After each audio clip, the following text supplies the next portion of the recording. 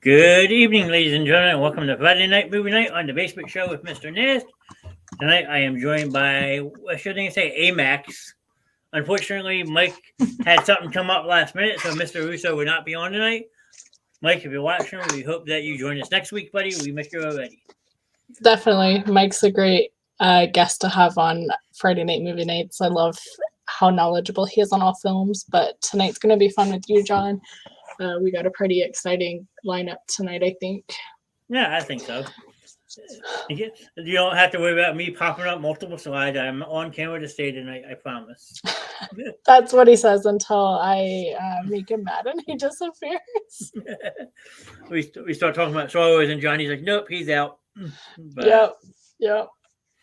I'm just going to share the stream out real quick so we can get people to pop in here.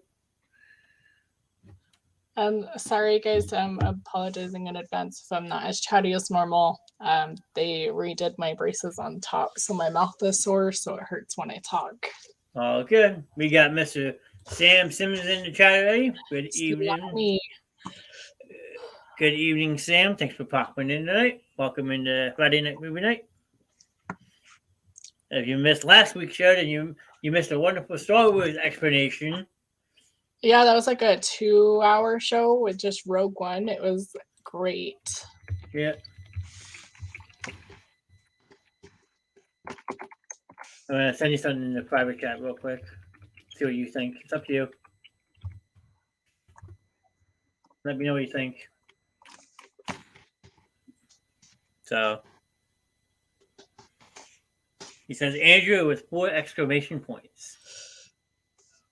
Okay. That's my bro, Sammy, right, aka Slammy.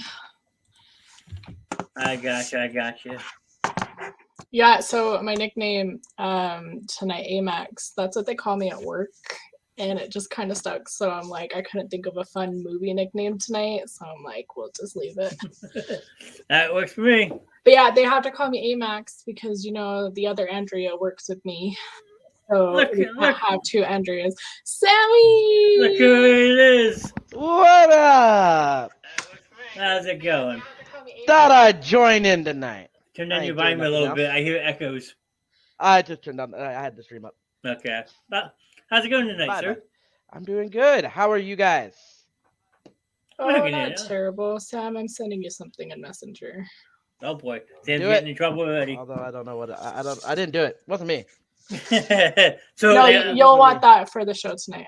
Oh, I'll just have to pull this up. Let's see what that is.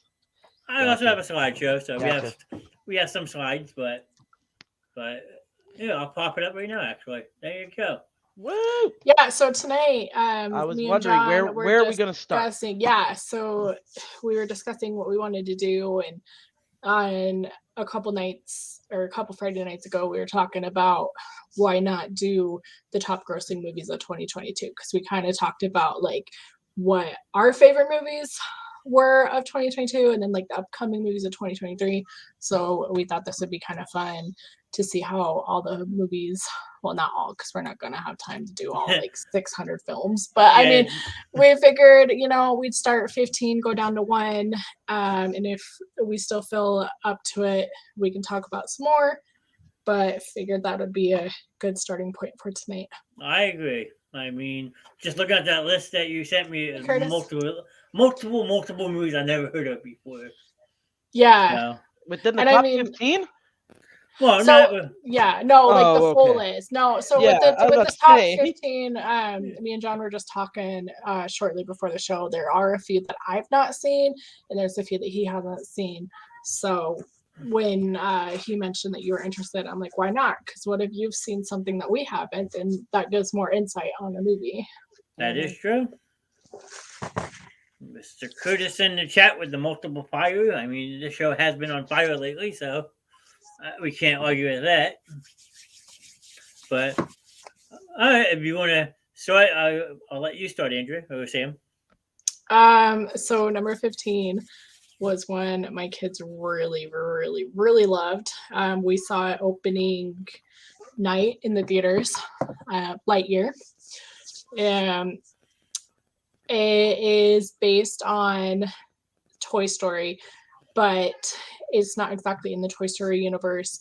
The Lightyear movie is the movie that Andy was watching that made him fall in love with Buzz Lightyear.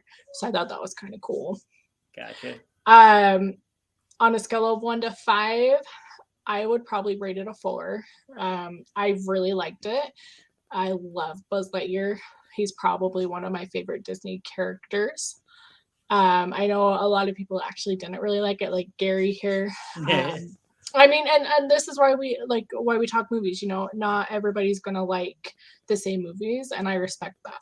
But I mean, I think I liked it more because I have kids, and my kids absolutely love it. It's like their favorite movie to watch on Disney. It's always, Mom, let's put on Lightyear. Mom, let's watch Lightyear. So definitely, I don't mind. Now, is it the same voices as the original movie? No. No, but you wouldn't ever know. Really? Yeah. So who does Buzz? And I guess Woody's not in it since it's about Lightyear. Is it Chris Evans? It's whoever played Captain America, I think. Yeah, Chris Evans. Okay, I was gonna say Chris Evans is Buzz. But Gotcha. like honestly, perfect voice. Because Buzz is younger, so you kind of get he's got the perfect younger Buzz voice. Interesting. I have personally not seen it, so I can't really talk much about it. Hey Ashley, good to see you. By the way, me and Ashley, we know each other in real life. I figured she always comes in here looking. She comes in here looking for you. She's like, "Where's Andrea?" Yeah, she's a great one. She loves Harry Potter as much as I do. Now the next one on the list, Nope, is not. I haven't seen it yet, but it's a movie I'm dying to see. It's another Jordan Peele type movie I heard. So that's one I've not seen either, but it is on mine and on our watch list to watch when the kids are in bed. like it falls under that whole like Get Out, Midsommar type feel because it's directed by the same group of people, and all his movies are absolutely phenomenal. And you know, I don't do like horror scary, but this one it doesn't look too bad. So I'm kind of interested if it's gonna like bother me at all, or if it's gonna be one that I could be like, oh, that wasn't as bad as I thought. Yeah. What about you, Sam? You seen Nope yet? No, and I will not because I don't do horror movies. See, I don't either, but it's one I told Joe that I'd sit down and watch it then. So we'll see. Yeah, We will see. I don't do horror movies, but from what I heard, I think that was one of the ones, because that's by Jordan Peele, right? Mhm. Is that one of his? And in the past, he's had some great movies. But this one I think was one that didn't do quite as well. Well, this was also released, I think, later in 2022, so you really can't judge it just yet. Now, fast forward to the end of 2023, then you can look at the real true numbers. Yeah, so and that's my question is, are these numbers just from 2022 and in the US, or are these worldwide numbers? Just from 2022 in the US. Okay, so these are just the US box office numbers. Okay. Yes. Because it makes a difference. It makes a difference. I mean, Sam, I'm not made of time. I can't go pull up UK numbers and translate euro to dollar, okay? No, but you can pull up the world, worldwide. Like, let's see. Worldwide, as of right now. Sorry if you guys can hear my children in the background. It's all good. Trying to find it. Kids being kids, that's all I can say. Right now, as of right now, Nope worldwide has made 171 million. So not far off from the 123 I have listed. Yeah. Domestically, where'd it go? 26. 123 million, which is that number that you have right there. So that's the domestic. So I guess that's the current. What you guys have is the current, because I'm looking at. Oh no, this is 2022. Yeah, I mean, it's hit or miss, but this is basically just going off the website me and Andrew has found. So yeah, which is weird because the website I'm looking at, Box Office Mojo, which is by IMDb, has Nope at 26.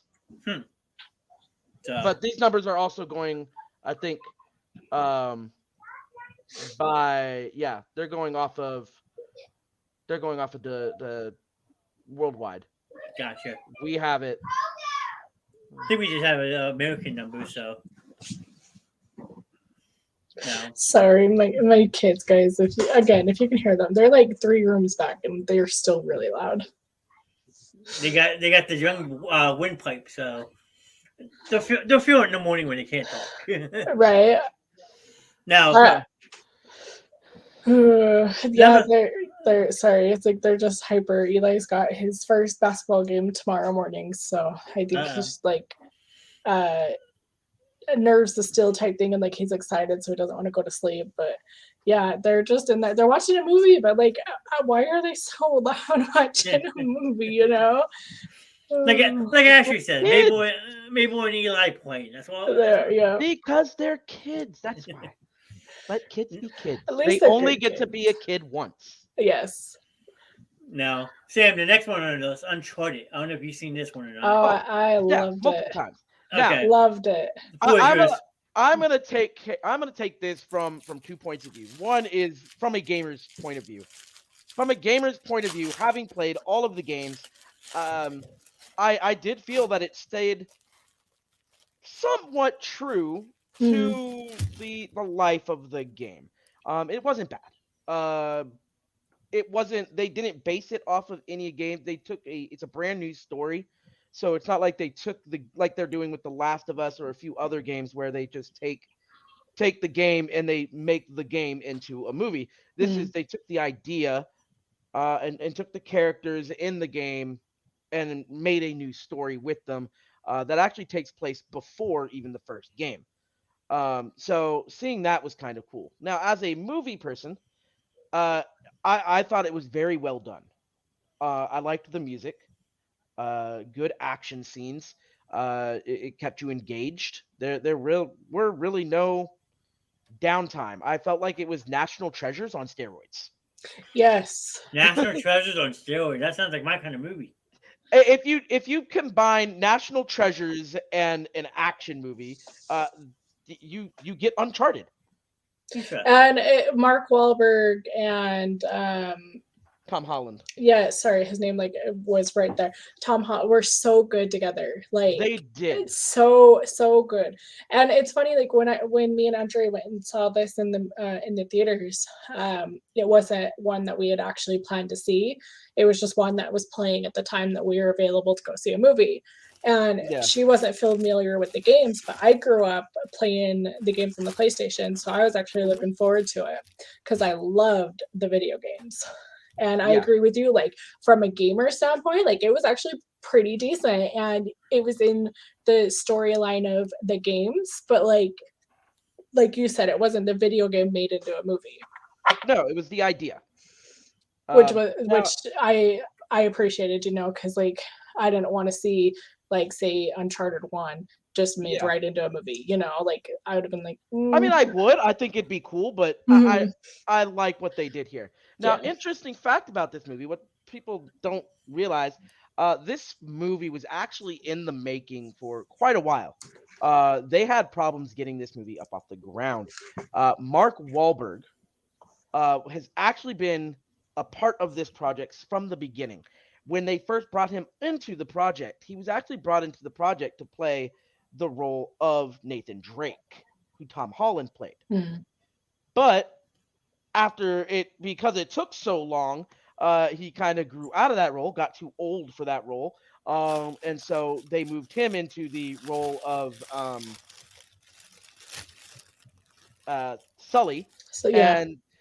And they brought Tom Holland in as a young Nathan Drake. And I love how they sort of bring the origin story of Nathan Drake and Sully meeting.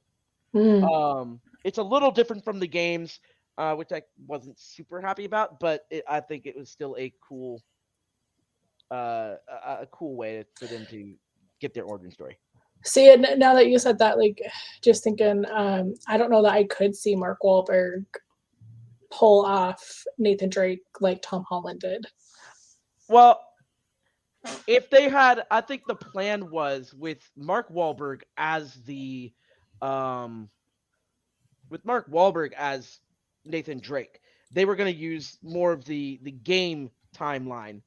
Nathan like Drake, Nathan. A little bit older Nathan Drake.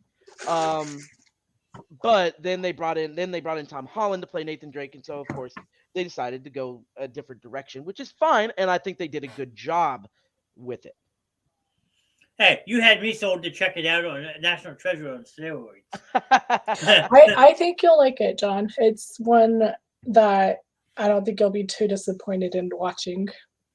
Yeah, Oh. I mean it's a treasure hunter movie, with guns.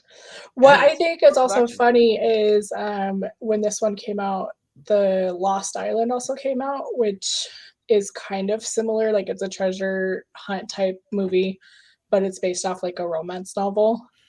So I kind of thought that was interesting that there were two movies at the same time with like similar storylines. The one Sandra Bullock Sandra and Bullock Daniel Radcliffe. and Daniel Yeah. Radcliffe. Yes. Yeah. Daniel Radcliffe plays an excellent villain. Yes. I'm just gonna say that real quick. Daniel Radcliffe plays an excellent villain. Yes, he was great as Harry Potter, but he's an excellent villain, and I think he needs to do more role. He needs to get more roles as the villain because he's fantastic at it.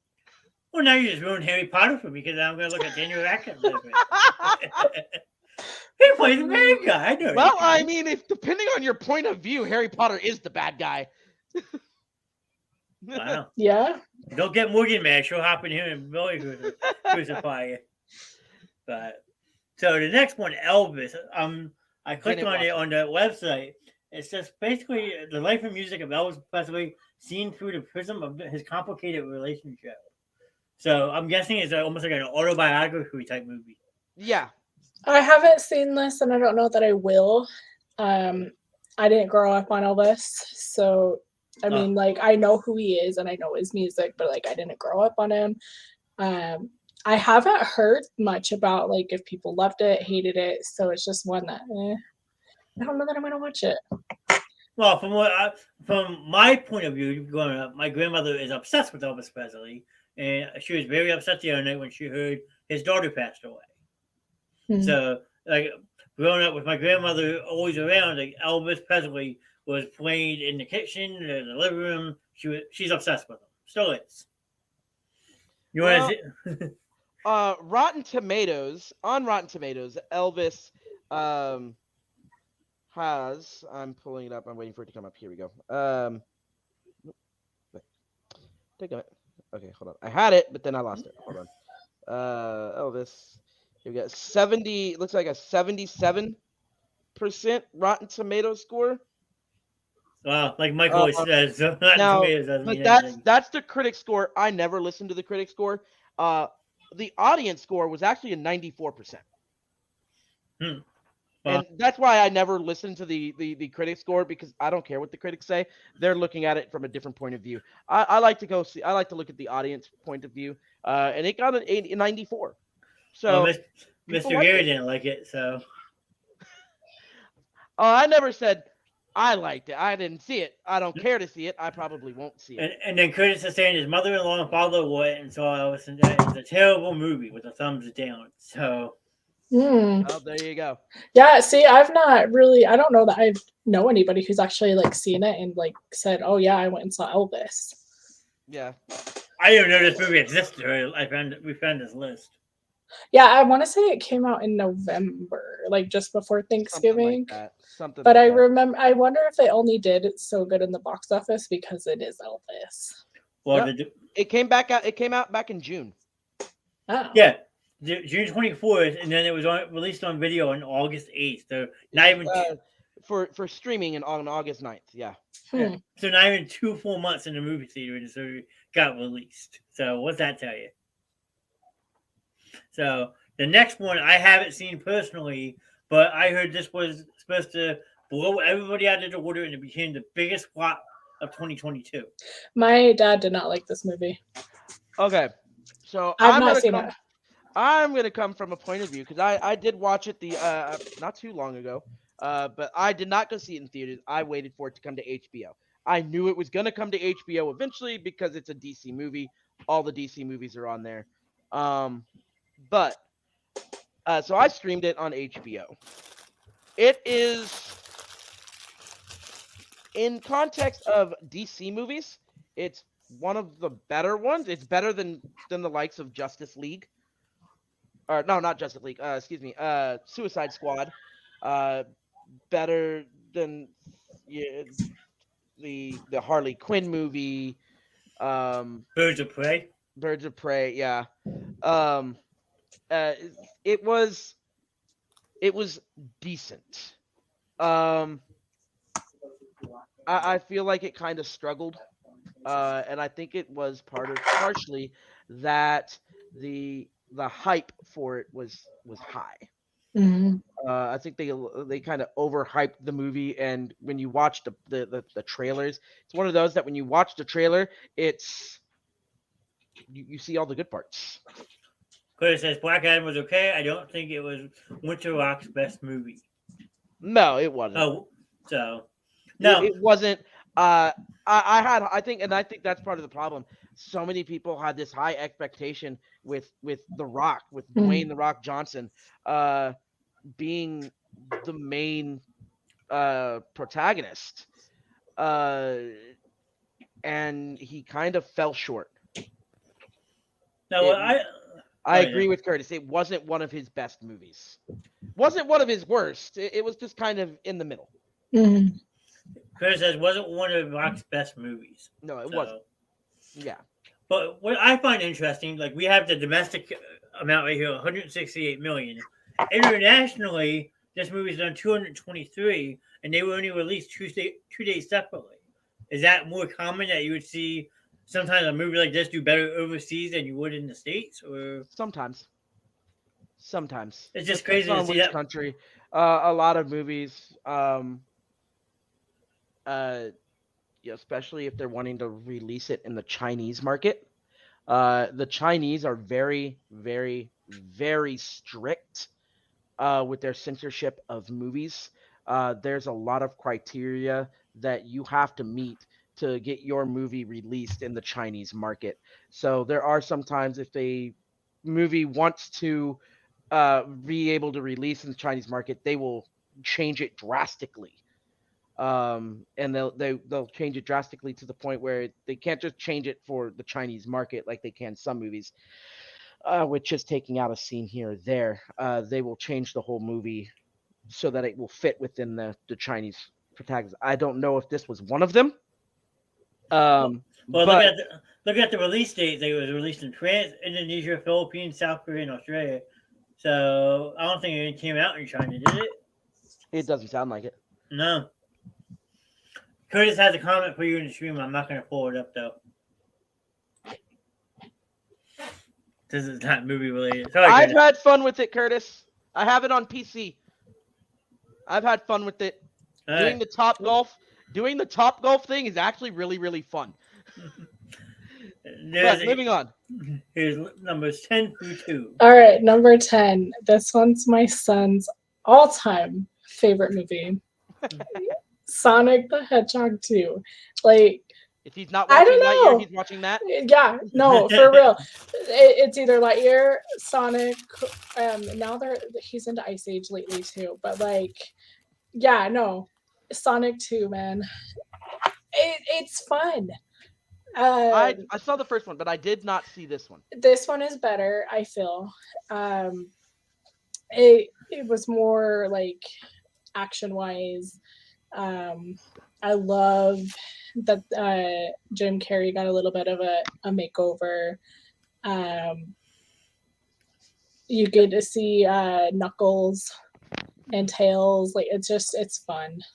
That's the only reason I would watch this movie is to see Jim Carrey as Eggman. Yeah, Curtis. I'll have was to go so and good. check it out. I think it's on. If it says it's It's made by, on. it It's says on it's made by Paramount. Paramount. Yeah, so it should be on Paramount Plus. Mm-hmm. It's made by Paramount. Yeah, no. We really, really liked it. It's got some funny moments in it. It's got a lot of action to it, like compared to the first one. Well, it's pretty much the same cast as the first one, ain't it? It is, yeah. Okay. I watched the first one. I haven't seen this one yet. I'm dying. Like I've been wanting I to. did hear that Jim Carrey possibly might not be in the third one. I heard he's kind of done acting, so we'll see if they continue the role of Eggman. I mean, they left it open at the end, and I don't want to spoil it for you guys because you haven't seen it yet, but they kind of left it open, like if Eggman's coming back or not. I feel like Jim Carrey should have stopped acting a long time ago. Not because he's not good. He has something going on up here. And he deals with it just in a very interesting way. He's a very interesting character off screen. He always has been. Yes, but if you go look at Jim Carrey's interviews from like the 90s and then compare them in the early 2000s and compare them to some of the ones he's done now, he's pretty far-fetched. Well, he's also getting up there in age. I think I saw the other day he just turned 61, so. That ain't that old. I mean, it's older, but Yeah, but when you've been acting for as long as he has, you gotta put it that way. I guess he has been acting since his 20s. So yeah, I mean, you think about it. Let me see. See if I can find a list real quick. 1 second. Go ahead. Keep talking. But I have not seen it. But it was already on my list of movies to watch on Paramount. So. Oh, I definitely want to see it. I've seen the first one, so. Let's see. Jim Carrey has been in 68 movies as an actor. His very first appearance was in the movie Rubber Face in 1981. Yeah, so like Nice. you figure that's a long time to be acting, so. Yeah. But then look at some of the roles he did in the early 90s, like Ace Ventura, The Mask, Dumb and Dumber, all back to back, and then you throw in Batman Forever, when Ace Ventura and Nature Falls, like. Dumb and Dumber, Batman Forever, Ace Ventura. You know what it is? Falls. Jim Carrey was Cable in Guy. that Burt Wonderstone movie, and in one of the scenes, he drills a hole through his head. That's why he's got a couple screws loose. Yeah. Yeah, because then he was also in, 96, he did The Cable Guy. 97, he did Liar Liar. 98, he did The Truman Show and Simon Birch. Then in 99, he only did one movie, and then he did in 2000. Me, Myself, He and was in- Irene. Me, Myself, and Irene, and How the Grinch Stole Christmas. Yeah, so that's a lot. Like looking at this list, like he's done multiple movies in multiple years. That takes a lot out of you. Mm-hmm. So don't diss my hero, okay? He's my favorite actor growing up. Still is. Don't want to hear it. I love his older movies. Ace Ventura, the Cable Guy is a classic. Dumb and Dumber. Yeah, well, Dumb and Dumber. he was no. Dumb and Dumber was Wasn't him. something Yeah. different. Yeah. That was supposed to be a dumb spin-off of Dumb and Dumber, and they failed miserably on that. Yeah, it did. All right, number Okay, 9. what do we have next? Spider-Man: No Way Home. I love Okay, this one. best Spider-Man movie ever made. Uh-huh. in my opinion, hands down. Hands down, best Spider-Man movie. It is Spider-Man was bringing in the Andrew Garfield and Tobey Maguire. I mean, I went to go see this opening day, and I remember when we first see Andrew Garfield through the portal, and we see him walk up and take his mask off. Everybody cheers. And you just get the goosebumps, And then you get Tobey Maguire who comes in, and Tobey Maguire and Andrew Garfield have that moment of just sort of like, wait, who are you? And then they sort of go at each other for a second, and they're just like, and you're just like, yes. Okay. Now, one of my favorite movies. Keep in mind, you can't really see it, but this movie came out in 2021. Okay, so the 241 million is only from 2022. Yes, but it came out late 2021, did it not? Yeah, almost the end of December. So the total domestic for this movie is over $800 million. Yeah. Let's see. 814 worldwide 1.9 2022. So, but like as a whole, this movie's done almost $2 billion over the course of 21 and 22 to combined. I don't even see it. I don't even see it on this list. Well, what? What are you looking for? I'm looking at the box office mojo for 2022. I don't even see Spider-Man on the list. It's number 9 here. Well, we have a different website then, Sam. So. Yeah. Oh no. This I think because it released in 2021 at the very end. They don't count it for 2022. It's not counting because you have it at 241 in 2021. Now remember, we said it released late 2021. The release date was December 17th. Correct. So keep that in mind. So in 2021, domestically, it made $804 million. Yeah, and it made another $241 million throughout the next year. Yeah. Worldwide, it made almost $2 billion in Good chunk of change. 2021. Huh? So, I mean, that is a outrageous amount of money for only like a 3-week period. And I absolutely. think it did so well because you got the nostalgia, you got heroes and villains from Tobey Maguire's era, you got the hero and villain from Andrew Garfield, and then you've got The Tom newer Holland's. Yeah. It was just so well done. The fact that they brought in, not only did they bring in the old villains, they brought in the original actors. Mm-hmm. You get Alfred. You get Was it William Dafoe in this? Jamie. So because Alfred Molina was Doc Ock, you get Jamie Foxx as Electro. Electro, yeah. You get Sandman was played by what's his name? I can't remember. Oh, I don't remember who Sandman was. His name, but you get that original actor, and then of course, one of my personal favorite Spider-Man villains. You get Green Goblin. Green Goblin. Wait, was it William Dafoe? Yes. Awesome. Sign me up. You get Willem Dafoe. You gotta get rid of John. Got it. So you got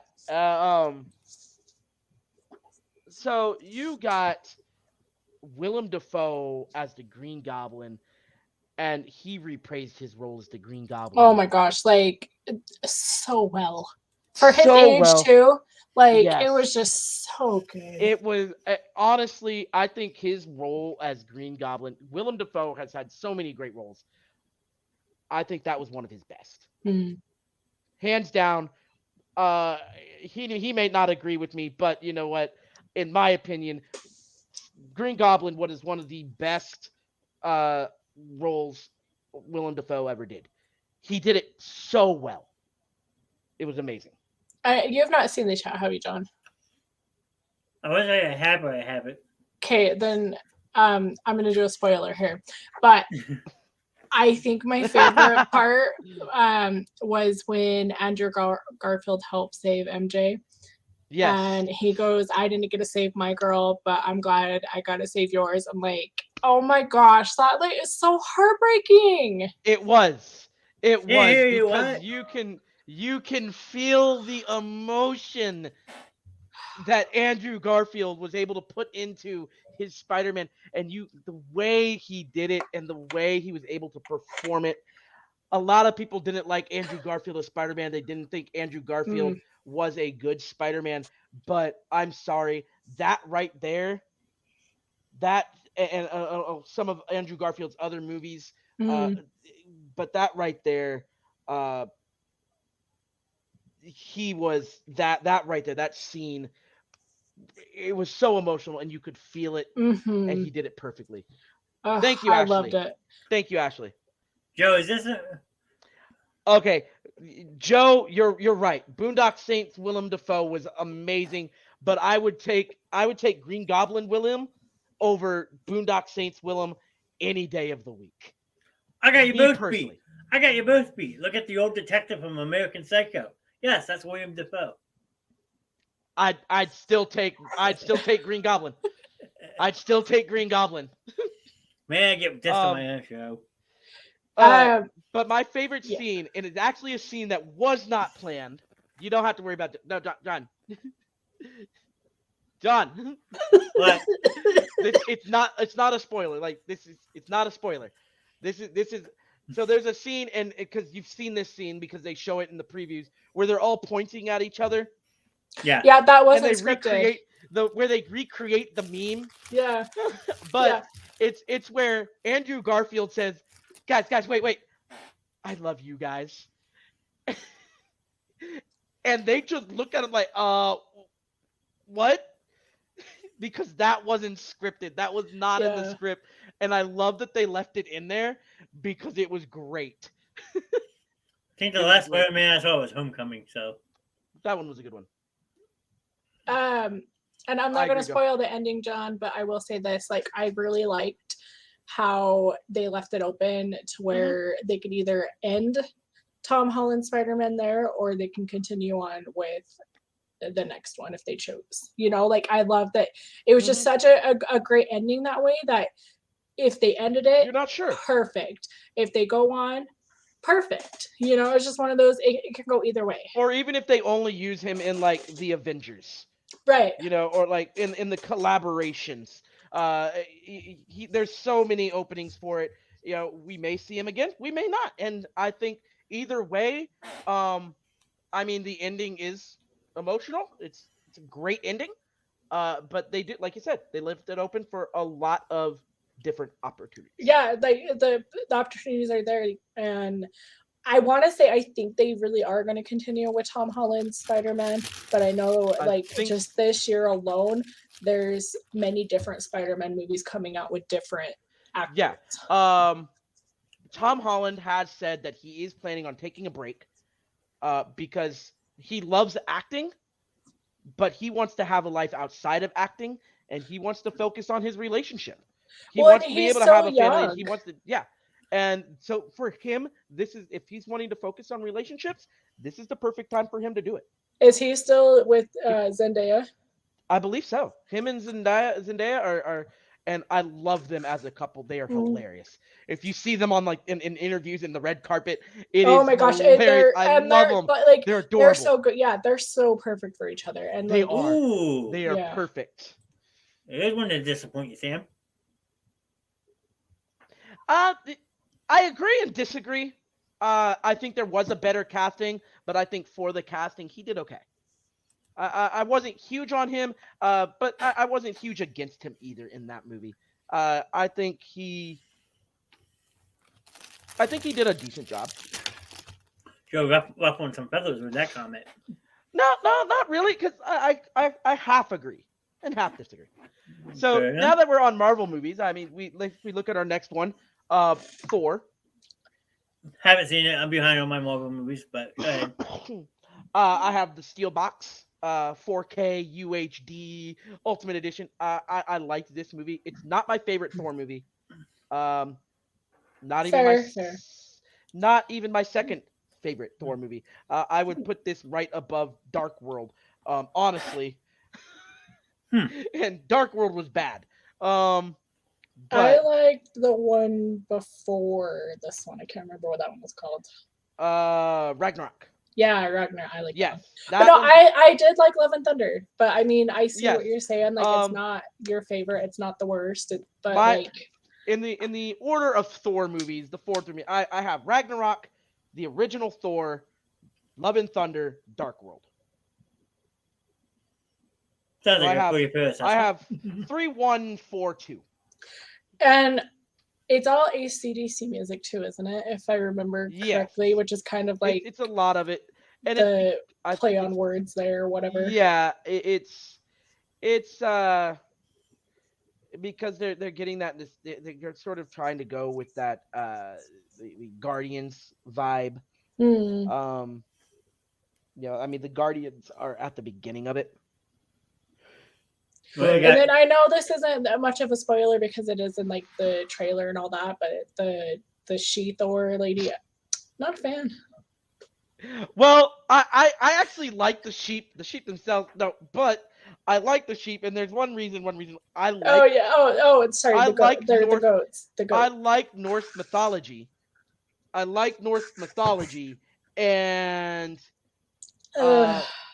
so they actually stuck to Norse mythology because in Norse mythology he has these two goats. Now in actual the mythology they can talk, but in Norse mythology he has these two goats that he eats Mm. because no matter how many times he kills them, they always come back to life. I mean, like, don't get me wrong. They were really fun, but like, I don't know. The I felt screaming goats, like I kind of like it. I don't know if like it was just I felt they were over like played or whatever or not, but like it was fun. I'll give you that. Like you were saying, they followed the mythology of it and all that, and I thought it was interesting to bring in. But I don't know. Maybe I just don't like screaming goats. Sorry. I tried. um, But yeah, I don't know if I liked the they went a little bit darker in this one, you know. What, the Batman? No, in Thor. Sorry, still Oh. Thor. Thor. Okay. I'm shutting up. Yeah, I don't want to get too into it because John hasn't seen it yet. But I'm about 4 or 5 more movies behind, so go ahead. like the shadow people or whatever, like I don't. It was interesting, you know, because like Marvel as of yet hasn't gone like too terribly dark. I mean, they kind of did with like Thanos and the snap and all that, but then you get to this one Did you and not see Multiverse of Madness? no, I did. I watched that one late, but I did see that one. But like I just meant like as of Thor, because then I think multiverse you're right. come I think after. Thor did come out before Doctor Strange. Thor was released July 8th, and then Doctor Strange was released. No, Doctor Strange came out a month before.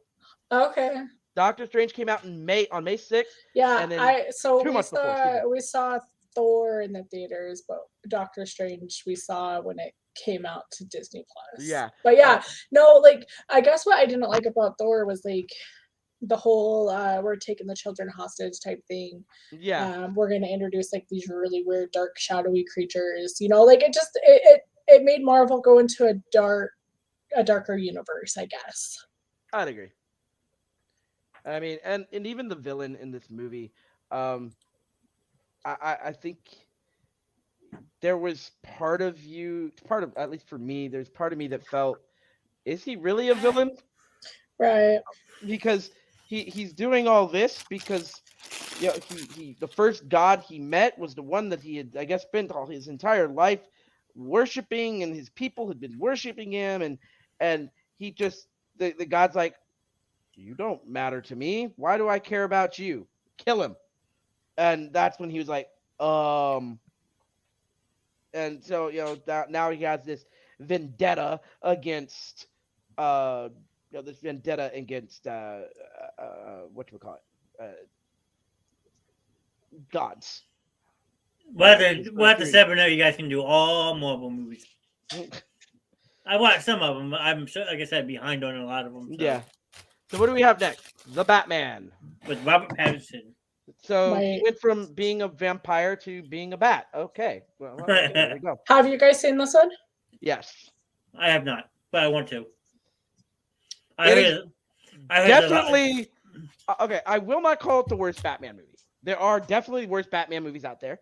But there was part of me that would almost rather have George Clooney as Batman. Wow, that bad, huh? The movie itself, but I'm sorry. I do not think that Robert Pattinson will ever be able to live past his role as Edward Cullen. And then he goes and plays literally a man who dresses up as a bat. Okay, but I just can't. I couldn't get past it. For me. Well, he's come out and said that he doesn't want to do any more Batman movies, so this is probably a one and done type deal. and sadly, that's what it's been with Batman and Warner Brothers with their DC movies, and it's a thing that it's why the DC the DC movies and their universe that they tried to create has not been nearly as successful as Marvel movies and the Marvel Cinematic Universe, and it's because they cannot hold their actors. Well, They I do would. not have the same writing team. The writing for the Marvel movies is better, and this one, the story, it was there. They actually had a good plot. It had a good story. I liked it. It was the acting, and I'm sorry, Robert Pattinson just does not pull off Batman. See, Right. I would agree, but I would also disagree because Christian Bale did an amazing Batman, and he did 3 movies as Batman with Warner Brothers and DC. So Yeah, and he did. I mean, you have Aquaman and Jason Momoa that have Aquaman was great, is awesome. Wonder Woman, great, awesome. Those were good, but as a whole, if you look at the Marvel movies, Marvel has what 20? I think we're up to like 26. Something like that, yeah. yeah, something like that. Yeah. 26 movies in the Marvel Cinematic Universe, and no matter which movie you go and watch, in all 26 movies, you're gonna find if there's Iron Man in it, you're gonna find Robert Downey Jr. If you Okay. have Captain America, you're gonna see Chris Evans. Black Widow, same. Huh. Scarlett Johansson. I mean, you have it doesn't matter which one of those 26 movies you watch from beginning to end, you have the same Iron Man, the same Captain America, the same Black Widow. But if you look at DC movies, even in the cinematic universe, you have the same Wonder Woman but 3 different Batmans. Mhm. And that's the problem. And so I think this movie had a lot of potential, and I think what got people, I think there are a lot of people who were able to look past sort of this struggling Robert Pattinson, and that's I mean, it did decent. I mean, it's number 7 on this list, domestically in the U.S. Now, worldwide in 2022, it made Almost 400 million. So a little bit uh, more. well, I'm looking foreign, overseas. If you take away the U.S. money, yeah, it made about 400 million. So worldwide, if you combine the two, it made just under 800 million dollars. I mean, which is not bad. I Yeah. mean, that's a good pull. Especially, when the budget. Do we have that? I mean, Yep. you're Right making next to it. a max $200 million budget and you're pulling in almost 800. I mean, so you made some money, Yeah. but So, oh, sorry, I don't go know. ahead. Yeah, I don't I know. was gonna just say, think it's like, Batman. so Joe is really into comics, and he was actually really, really excited for this one, and he says it's probably the best Batman, and that's just because like he's read every single Batman comic out there, and he Mhm. like so going off of like a comic perspective, it followed the comics to how they should have been, like how the movie should be. So he loved it, but that's just because he's got that mindset of, well, I really love the comics. This movie follows the comic structure, so of course he's gonna love it. Now me, I'm just like, it was another Batman movie. I mean, I wouldn't say it was horrible, like you said, like there has been worse off Batman movies, but like I was bored at times. Mm-hmm. The runtime for Batman, for the runtime for this movie was 100, 175 minutes. I got it right here. I was gonna say I'm it gonna comes say out like a 2.5 hundred and hours. like that is just a ridiculous runtime for so when you. I mean, I know other movies have pulled it off. This one didn't. because I think Um, if I'm not mistaken, the Dark Knight and Dark Knight Rises they were each what 2.5 hours if I'm not mistaken, correct? something Around like that that. around that time period. I can look it up. I'm pulling it up here. Let's see. But like that's the biggest thing I heard about this movie is like they drug out the story too long. Yeah. The Dark Knight. Well, I got it right here too. 140 minutes. So 100 Batman Begins was 140 minutes. The Dark Knight was 152, and The Dark Knight Rises was 164. So they're still less than this, but I feel those three movies got more to the point than what this one did. Yeah. Yeah, so like Dark Knight Rises, the story is continually going, and it's just there's so much going on. But this one, it was like they could have cut out quite a bit of the movie and still made all their points, gotten all the characters they needed to. Like I just felt some of the scenes were just, why was this a 20-minute scene for something that they could have done in like 2 or 3 minutes? Now, my question, though, if they make a sequel to this, Robert Pattinson's apparently out. Who's back in? Is it Ben Affleck again? Well, that's the thing. Without Robert Pattinson, you can't make a sequel. You can't. Well- I feel like in order to make a sequel and build off of that story, you have to have the same actor be able to come back. It ruins Because you can't have that same dynamic. No, because Ben Affleck's Batman is completely different than Robert Pattinson's Batman. In the style that they play, it's just those small nuances. Ben Affleck's Batman does not have the same feel as Robert Pattinson. No, well, I was gonna say just real quick. I hated Robert Pattinson as Bruce Wayne. Like not in Batman's costume. You know, I hated his Bruce Wayne. Like probably the worst Bruce Wayne in all of Bruce Wayne. Batman's, he was decent. Bruce Wayne, absolutely horrible. Bruce Wayne, no. Because his Bruce Wayne and his Batman were almost the same. Mm-hmm. And the thing is, yes, Bruce Wayne and Batman, they're the same person, but they're two different characters. Yes, yep. So, it's Now, was he as bad as Val Kilmer back in the day? Oh, George Clooney, you might as well say. I prefer George Clooney's. Think of it this way: like if you ever watched the TV series Gotham, his Bruce Wayne, I felt more mimicked how the actor who played Penguin resembled, like the goth, the unruly dark hair, brooding constantly. Like I wasn't feeling his Bruce Wayne. I got the comparison. Think Spider-Man, Tobey Maguire's Spider-Man 3. Okay. Yes. When he goes goth. Yes. Yes. Yes. That's the good comparison. I'll give you that. For me, this was I did go see it in theaters, but I could have waited to stream it. Yeah, we saw it in theaters twice and then watched it when it came out on HBO like the week after. But we only saw it twice because, like I said, Joe's really into the comics and he was really, really excited to see it. I would have been able to suffer it through a second time. Now, I got this question for you, Andrea, since you guys saw it twice and Joe's read all the comics. Does the first time he saw it, did he have a different perspective the second time around, or did he feel the same way? He felt different in a way because he was able, once we've already seen it once, he caught what he missed. And, because when you see it once, the second time you're kind of watching for things that you might have not caught on or saw the first go.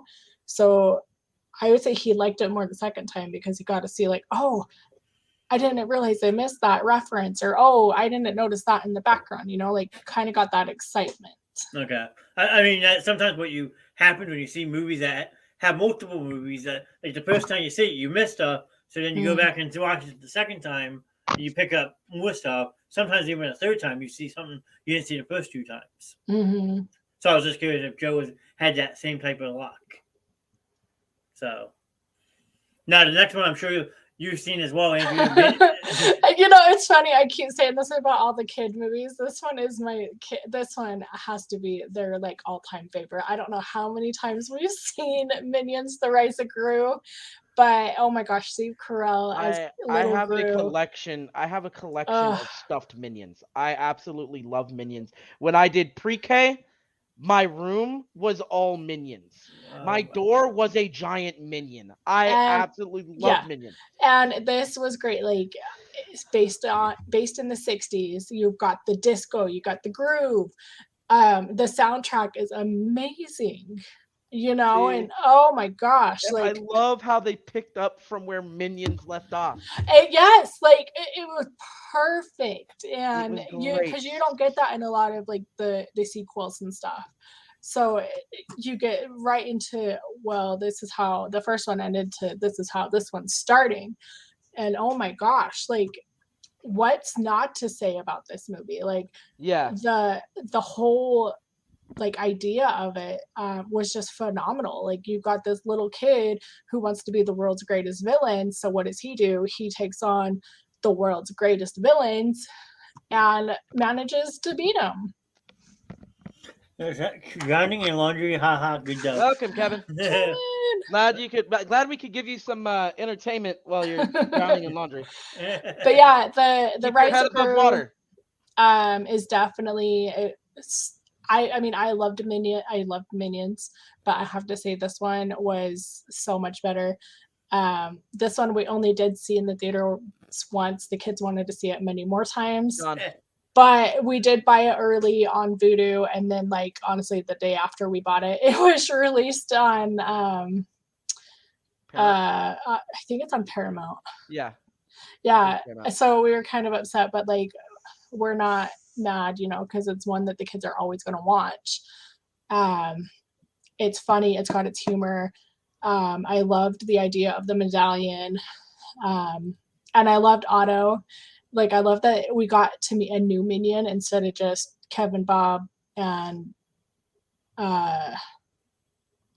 Stuart. You know, so you got to meet Otto, and he trades the medallion for a pet rock. Like it's just, it was great. Like I love the movie. I loved it. Even like I said, I don't know why. I don't know what it is about Minions, but the Despicable Me movies, the Minion movies, I like Minions. I don't know why. do Um, you think they I've not seen if they are making one, but do you think they'll make a third one? I'm kind of curious if we're going to see like a maybe not like a young Gru, but maybe like a little bit older, so you kind of get like that transition into grown up Gru. be interesting. Be I interesting. can see them do that. I mean, it's very successful. I mean, it's number 6, and it came. I want to say, didn't it come out like mid 2022? July Yeah, 1st. summer. So And internationally, this movie was number 5 in yeah, 2022. so So we're talking internationally. This movie made almost $1 billion. which is crazy to think for an animated kids movie. Yeah. You know that it Well, did the so thing is, well. here in the U.S., it only made that 369,000 or 369 million. Mm. It made more internationally than it did domestically. It probably did better, like say in Japan and stuff, where like minions Um, are more um, popularized, I so guess. let's see. In Hong Kong, 5 million. Australia made 29 million. Japan, 32 million. China 11 million opening weekend. Yeah, in China it made 34 million. Overall 11.5 million opening weekend. Here in the U.S. domestically, opening weekend it made 107 million. Oh, that's crazy for an So animated movie. That a non-Disney animated movie. yeah, Well, look at Mexico opening weekend 12.7 million, 40 million altogether. Like yeah. just crazy numbers. United And Kingdom 12.5 million opening weekend. and if you've not seen it yet, John, it's one that I think you'd enjoy. Like if you ever need like a pick me up or you just need a laugh, like just go watch it. You won't regret it. Fair enough. Okay, what's next? Jurassic World Dominion. This is one I've movie. not seen it. Can we skip this one? No, I want to talk about it because I haven't actually watched the whole thing, but I've been dying to because the first two were really good. I heard this one didn't live up to expectations. A lot of people were excited for it, but it flopped apparently. With as great as the first 2 Jurassic Worlds were, Chris Pratt, I loved him coming into these movies. The first 2, great. But this one, it just, I mean, they pick up with this this idea from the idea at the end of the second one when all the dinosaurs were released and kind of got free and are now roaming around all over around the world. um it's I it was good. It doesn't surprise me that it made as much as it did, but I I feel that it could have been so much better. I thought that the idea of nostalgia with bringing back some of the original actors from the original Jurassic Park movies, I mean, it was cool, but it wasn't needed. I was They gonna say, was it? Did you feel like that iconic moment like we felt in no, Spider-Man? no, you didn't. Um, you really you didn't. You were just like, oh, okay. Now, I do have a Um, question for you about this movie, though. That is a simple yes or no question. Did they ever answer the question from the first one? How the bitch outran the Tyrannosaurus Rex in high heels? No. Remember I'm just saying. You remember the first one? Like she's running down this like long path in high heels, and she's outrunning a T Rex. Did they finally give you the answer how she did it? Nope. Apparently, she's a god at wearing high heels. I don't know. I just remember the first one, and that was the most talked about scene is a bitch outrunning a T Rex in high heels. Honestly, I don't think I've watched the second one, but Fallen I Kingdom don't was know. good. Fallen Kingdom was really good. Yeah. I liked the first one. I remember watching the first one, and then Fallen Kingdom came out, and Joe's never seen them, so we didn't bother watching it. And then this one came out, and I've heard the same. Like it wasn't as good as the first two, It and I'm wasn't. just like, I don't know. Like maybe one day we'll watch them. Like we'll start with Jurassic Park and then work our way up. But Skip number 3. Don't watch Jurassic Park 3 or Lost World. You'll be completely lost. oh, I've watched Jurassic Park 3. That one out of the first original 3 was the worst. I guess that the third one of Jurassic World follows suit. Apparently, they just when it comes to Jurassic Park, Jurassic World, they just don't know how to make that third movie. That's what it sounds like. Apparently, normally third time's the charm. In this case, not even close. So, But interesting. And look, another Marvel movie for you guys to talk about that I'm sure you have seen. Okay, so my first comment on this, Sam. Don't you think that this should have been a Scarlet Witch movie and not a Doctor Strange movie? exactly. This was not a Doctor Strange movie. This was a It Scarlet wasn't Witch like, movie. honestly, how much of Um, the film was he actually like in versus how much did we see Scarlet Witch? This was a Scarlet Witch movie, and it is by far the darkest Marvel movie that they have made to date. And I am going to include if movie wise 100%. Now with everything that Marvel has made that's part of the Marvel Cinematic Universe, it has a little bit of competition if you've seen the What If. Mm.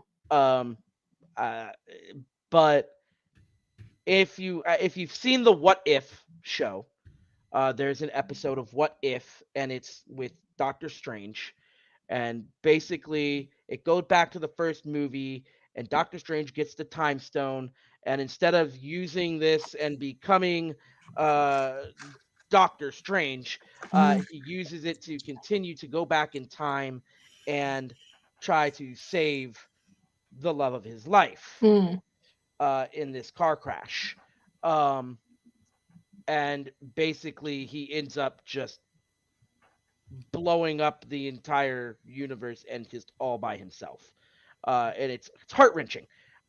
This is far more darker than that. Mm. But they kind of built off of that feeling with this show or this movie. Do you think that they wanted to do like the dark take on it because we are breaking away from this Marvel universe? I don't know. I really don't. But Like they're just trying to like end this universe off with like a bang, I guess, to introduce the new universe. I don't know. And that's the thing. Like this movie was Like, don't get me wrong, it was good. it was good. It was just, it was dark. Like, I don't was- know if I'll let my kids watch it now. I mean, like, I wouldn't say No. like it's not gory. It's dark. Um, you know, you got the blood magic. It just, Yeah. I mean, it was good. Like, I mean, there were parts that I really enjoyed. But yeah, first and foremost, it's not a Doctor Strange movie. Like, I'm kind of impressed they didn't just say, let's just make this a Scarlet Witch movie, and then maybe after this one, make a Doctor Strange movie based in that like Yeah. universe or time, And you know? with this one, I mean, a lot of people are like, there's the scene where, um, they bring in Mr. Fantastic, Hmm. Professor X. Yeah. You get all these other superheroes that are, oh, we're gonna stop Scarlet Witch, and Mm. they have this idea of, people like, oh, they were idiots. They should have known that they couldn't have faced Scarlet Witch, that she was too powerful. And a lot of people, oh, that's a plot hole. It's not, because you have to realize that this Scarlet Witch in the universe that they were in at that time, which was not the main universe of Mm. the MCU. It's a separate one. And it was not the Scarlet Witch in that universe was simply a mom. Mm. She did not have any extraordinary powers. She had powers, but she was not this super powerful, witch. So they thought, oh, we know her, we're familiar with her. There's no, we'll finish this off easily, and then she just comes and you see her slaughter. Like, it was not even a oh, it was a good fight. No, No, yeah. she just, okay, you're all dead. Yeah, like, honestly, that, yeah. Like, And I don't know, like, yeah, if they wanted her to be that powerful, but like, I don't know, it was interesting to say. Like, you've got this witch who nobody can handle. Like, she's more powerful than Thanos was in this MCU universe. Like, it was just crazy. yeah, and which brings into question, uh, why, if she's this powerful, why did we not see it in the earlier movies against Thanos? Mm-hmm. I mean, now, I think part of it is because she got a hold of the Darkhold Mm-hmm. book, but but still, like, I think that, and you have to realize that the reason she became the way she is, the reason we don't see this same Scarlet Witch as we do in, the second Avengers movie when we first meet her, um, with her brother, Mm-hmm. um, the whole reason that we don't see this same Scarlet Witch is because of the loss of Vision, and she had this. I mean, if you watched the show, the Scarlet Witch show, Mm-hmm. she was so distraught over the loss of Vision and his death, that she took over this whole town, Mm-hmm. over their minds, gave them false memories and false identities, and created this entire life of her with Vision and their kids. And in this neighborhood, um and and then at the end she loses it all, and she realized that it was all a lie, but she told herself no, it was real. And that's sort of what leads her into that this darkness. Mm-hmm. I will say though, one thing I liked about the Multiverse of Madness was zombie Doctor Strange. Yes, that was a good one. That I liked that. It was, That was fun, but that's about as fun as it got for me. Yeah. Doctor Strange is Liam Nielsen, correct? No, Doctor Strange is Benedict Cumberbatch. Yep. Benedict Lumberlotch. I thought it was The always guy Liam whose Nielsen. name that no matter how bad you mess it up, everybody knows who you're talking about. Doctor Strange. Got it. Speaking of Benedict Cumberbatch, have you ever heard him say penguins? Yes. Oh my gosh, that's Oh the my gosh. funnest thing. Oh, there was if there was a whole he was on a late night talk show and there was a whole thing. It's like, so the people want you to say penguins. And they had like an entire like 15-20 minute conversation of what it was all about and why. It was hilarious. I loved it. All right, so shall we move into the top 3? Sure. Now, I've not seen it, so if any of you seen it, feel free. So- Avatar: Way of the Water. This movie actually came out very late. This was like Spider-Man. Came out very late. Didn't it come out in December? 2022. Yes. Yeah, December so 6th, to have it came out that much money, December that's 16th. that's phenomenal. So, domestically, it made almost 600 million.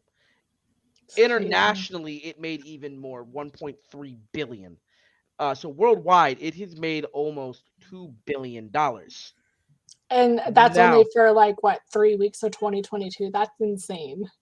So, this movie, even if I pull up the 2023 list, actually it doesn't have it on there because it was released in 22. So, but this movie and I'm sorry, Andrew, you'll like this, but I'm gonna quote serious. I did my waiting. I did 13 years of it, and it was not worth it. It was not worth it at all. After 13 years of waiting for the sequel, It just didn't hit. it did not hit the same way. There was all this hype, and they're trying to make like I think 4 or 5 of these movies. Overall, James Cameron may hold on to the movies. No, I heard the third one's like already. the third one has already been. They've already filmed part of it. Mhm. They filmed part of the third and the fourth one while they filmed this one. They kind of tried to pull a little Peter Jackson magic out of the hat there, like Peter Jackson did with Lord of the Rings. If anybody was familiar with what he did there. But I mean, to have a $250 million budget and make on the list that I'm looking at, because it goes worldwide, it is number 1 worldwide in 2022. Worldwide, it made $1.9 billion. I mean, you look at Black Panther, which is number 2. Black Panther on the worldwide market is number 6. The number 1 movie that we will get to that's hidden that I won't reveal yet, but the number 1 movie is number 2 and made $500 million less. Wow. Now, So was actually quite interesting, not to cut you off, Sam, because you said this movie came out late in December. Okay, December 16th. Yep. they actually, if you look at the list I sent you originally, down at number 49, they re-released the original Avatar. Okay, and that the original Avatar made 24.7 million.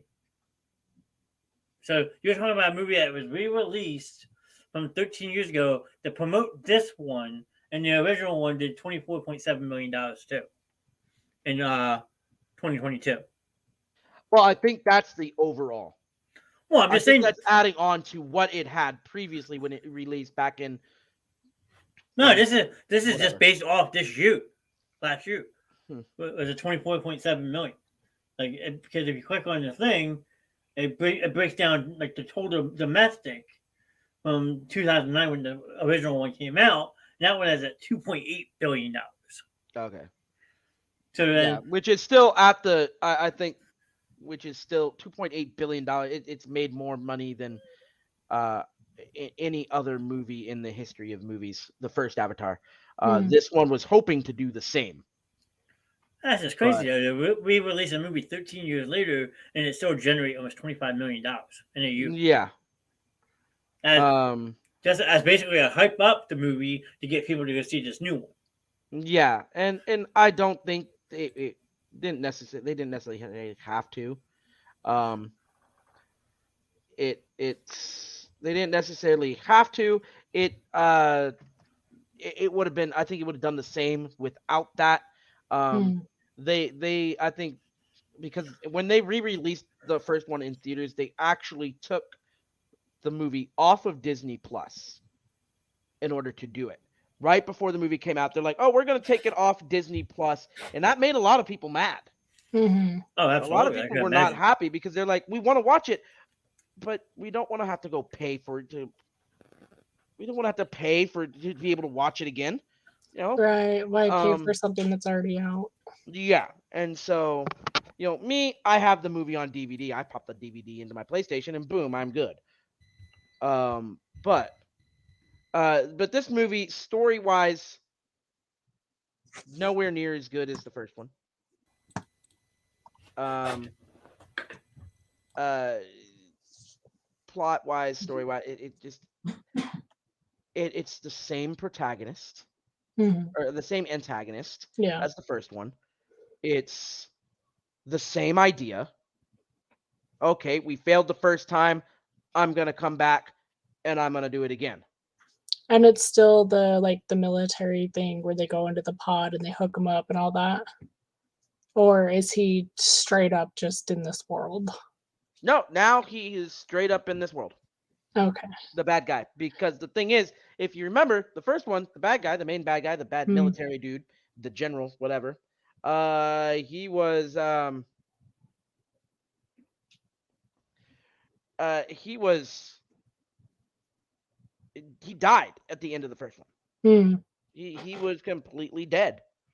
And they actually, I don't want to, hopefully nobody cares if I spoil it, but they actually Oh, find, I have no plans of yeah, watching it, so spoil it they away. actually, well, they actually go and they find they find his old body, because there was something there that they needed. But uh, it's basically, oh, we cloned you, and here's the memories. Hmm. Like it just it wasn't. I don't know. I have to. I feel like they were trying they just remade the first one almost in just a different setting. And it got a little dark. I mean, the first one got a little dark, but Hmm. I don't know. I I just don't remember the first one that much because it wasn't my favorite movie, and I don't know why I never liked it. It just wasn't for me. same here. I'm sorry. Once I realized that the first one was just a retelling of Pocahontas, when you realize I was never able to look at the movie the same again when I realized that it was just a retelling of Pocahontas. Hmm. That's all it is. Foreigners come in, they want the goods, they kill the natives fight back and drive them out. Hmm. But yeah, I don't know. I don't know if I'll ever watch this one. I might just for something to watch if I need a movie just to watch, but it's definitely not Even then, I'm I'd gonna rather go rush and watch the watch it. Batman. Honestly, I'd rather go watch the Batman. I'll deal with Robert Pattinson as a bat. Oh, we still talking about Avatar and Mm. Black Yes. Panther. No, I was saying that if I need a movie to watch, I'd rather go yeah, if I had two movies to watch and they were the only two movies I could watch and it was the Batman and Avatar, I'd pick Batman. Fair enough. I'd suffer through Robert Pattinson as a bat. Wow.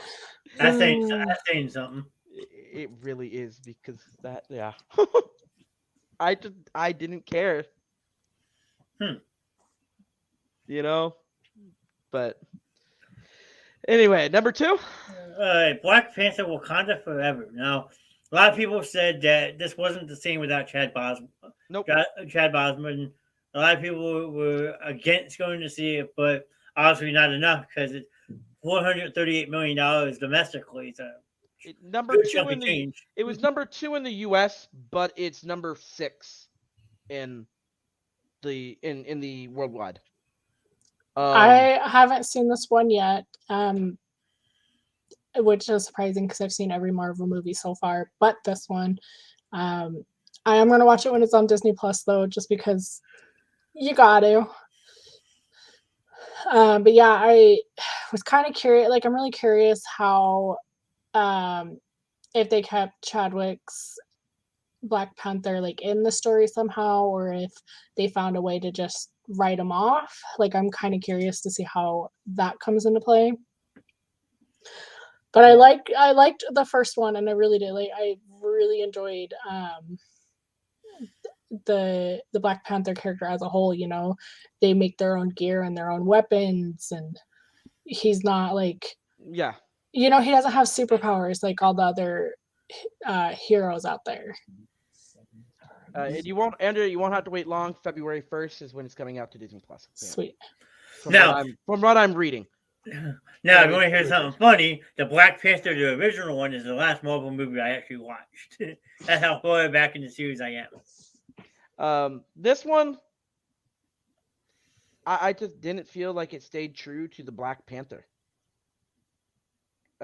Do you think that they should have just not made the sequel after Chadwick died? I really don't.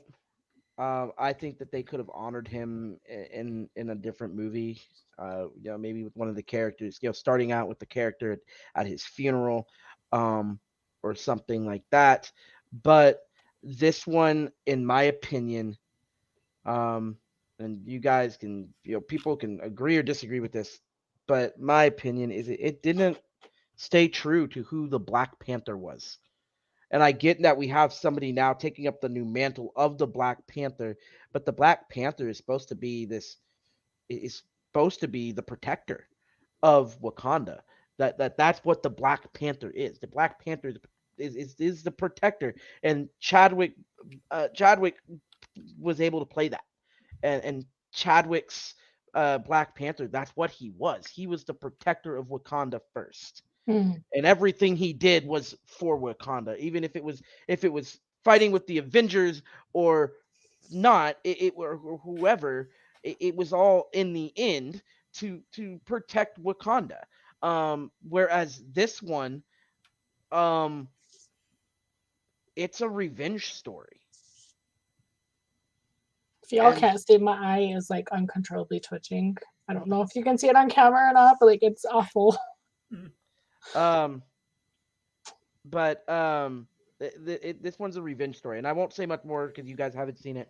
But it's a revenge story, and I just don't feel like they stayed true to what the Black Panther is. So when I watch it, when it comes out on Disney Plus, I'll send you my thoughts. Do it. All right, so ready for the next one? Number one. What we got? Now, this is domestically, as everyone knows, it's not what Sam has in, because on Sam's list this is different, but in America this was number one. Well, even on the list that I have, it's the same domestically. Yeah, but now, overall, I want to point out this is the number one grossing domestic film. So this film came out in May. So I will say this movie had a May, June, July, August, September, October, November, about a 7-month jump on Avatar. Yeah. But was able to bring in domestically just under $200 million less. Jeez. Now, this movie, John, have you seen it? No, I like most movies in 22. I said I was gonna watch it. I haven't watched it yet. Andrea? I've seen it twice. Okay. John, thoughts on the original first? I love it. Love it? Okay, so if you love the original, you will 100%, 110% love this movie. I loved it. Like, I wasn't too fond of the first one, to be perfectly honest. The first one is classic. Just because, like, I didn't get into it as a kid. I mean, my dad really liked it. You know what I mean? But like, this one, so much better. And oh my gosh, like I went in like thinking, oh, you know, I'm not gonna like it, just because I wasn't too fond of the first one. But oh my gosh, like this one Oh my gosh. No. They Tom Cruise. I'm not his biggest fan anymore. But he's still. I'm not a fan of him as a person, but as an actor, this was an amazing. Hmm. He did an amazing job. Yes, I did, Tyler. When sorry, when you're working and planning a wedding and planning traveling and all of that, yeah, you kind of have to go into a hole. But this movie and Tom Cruise's role, rephrasing his role as Maverick, uh, it was amazing. Um, uh, um, and coming back, uh, they pull from the original. Hmm. They still pull. He still deals with the loss of his partner. Hmm. Um, But I heard don't move. I heard there's a nice little twist with all that, and I figured it oh, out already. there is, and I won't. But but he's still dealing. I just in his own mind, he still deals with the loss. He still feels that loss, and he still blames himself for the loss of his As co-pilot. he should. That was his fault. Chris was my hero. I well, I won't get into that because it's a different movie. But I don't think. Partially, yes, it was his fault, but at the same time, it wasn't. It wasn't something that he could have planned for, nor could he have done anything. He did what he could have done to try to get out of it. It was a whole mess. But I won't completely blame him. But he does share part of the blame. But this movie, the way he deals with it is great. I love now he's coming back instead of being the student, he's now the teacher. I think Yeah. it's cool. So it is by far it was one of my favorite movies of 2022. And I think it just came out to be able to stream. Yeah, it's on Um, Paramount. yeah, I Yeah. that's what I thought. I thought it was on Paramount. Hey, I want to Um, say it came out a little Christmas week. Yeah, not too long ago. But by far, one of my favorite movies of 2022. And there were some good movies. Hmm. No, and Uh, I loved the storyline. Yes. I loved the cast as a whole. Mhm. Val Kilmer making his return as well for a little bit. Like that was great. Um, With what little I he could like, do. yeah, and I liked that they went back to Top Gun. Hmm. Instead of like, oh, we're gonna do a completely different story. Like they followed, they followed in the path of the first one. Um, They essentially picked up right where they left off, and as if and they just sort of went. They moved on. They sort of gave us an idea of what happened between the yeah, first one and the yeah, second one, and and it's like, yeah, what 16, 18 years something passed. at something like least. that. No, because they went real time. They went Okay. real time. It was like 25 years. Well, you can see it in Tom Cruise's face, that's for sure. But I don't know. I don't also know. love Tom that Cruise doesn't age. I love that Tom Cruise flies the jets himself. Like what you see in the movie is him actually flying. But did you know there's a secret behind all of this? I just found the article I read a couple months ago. So you see that $170 million budget, correct? Hmm. Mm. Apparently, according to Bloomberg, who does a lot of different type of movie stories and stuff like that, Paramount Pictures spent $11,374 per hour to use the F-18 Super Hornets for this Mhm. movie. So think about it. You have I don't know how long the movie is. What, 90 minutes, 2 hours? Yeah. So you have multiple scenes that you need these planes in for a 2 hour movie. Hmm. Okay, you're figuring just over $11,000. Well, the F-18 Hornets are just one of the few. So, but just I think the F-18 Hornets. I think those are the newer ones. Okay, I but mean, still, there's a decent amount of the movie, but yeah. but still, think about that. You gotta pay over $11,000 to use these planes per hour, hmm and how many hours of actual time you have to use these planes to film this movie? Oh, probably close to 24 to 48 hours total, Okay, if so not now more. take 11,000 times Way too much. 24, and that's probably half this movie budget, at least. We'll say 48 hours. Hold on. Yeah, do 48 hours times 11,374. We have a exact dollar amount. If it was 24 hours, $264,000. Yeah, out of a $170 million budget, which doesn't seem like a lot, but I mean, $260,000 is still a lot. If you were to give me $264,000, I could do a heck of a lot with that. yeah. And Curtis is saying the F-18 is the new one, the old one is the F-14 Tomcat. Yeah. So thank Yeah. you for the clarification. Appreciate that, Curtis. But and if I remember correctly, I think there was a because Tom Cruise, I think he flies the F-14 himself. They would not let him fly the F-18. I was just going to say that. Yeah, they would, as much as he wanted to, and he wanted to, they would not let him fly the F-18. No, I don't blame him.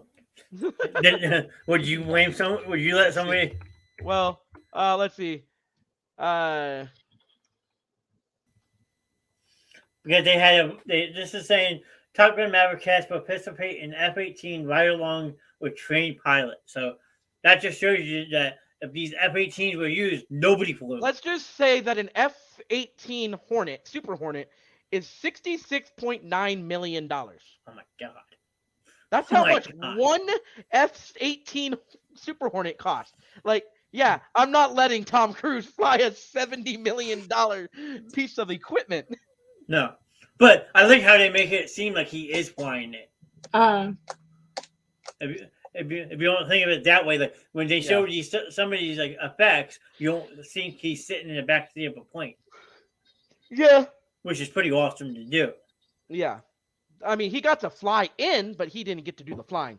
Yeah. So, but And still, I mean, you think Tom Cruise does a lot of his own stunts, and you watch some of these stunts that he does. Like, he's a good actor. I will give him that.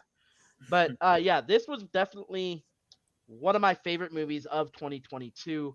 And I mean, you're including the 15 movies that we went through. Yeah, I mean, Batman, Minions, Doctor Strange, 4 different Marvel movies, Uncharted, Fantastic Beasts, Puss in Boots. Whoa! Don't ruin it. I got some honorable mentions.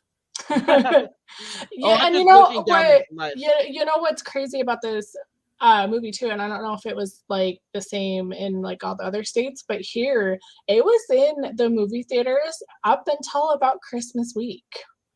Like Oh, I remember okay. it was Yeah. constantly in the theater. Because Like people were going to see it. yeah, Now, granted, there was a decent amount of time that there weren't really any good movies that came out.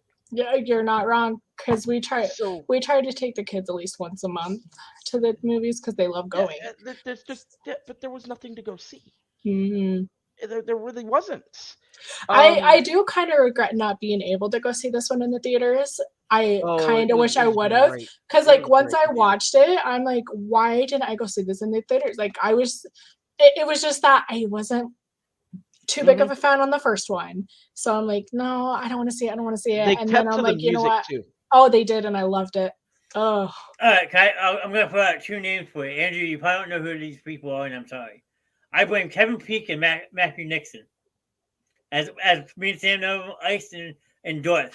We had planned to go see this movie together. They went without me, so I didn't get to go see it. I blame them.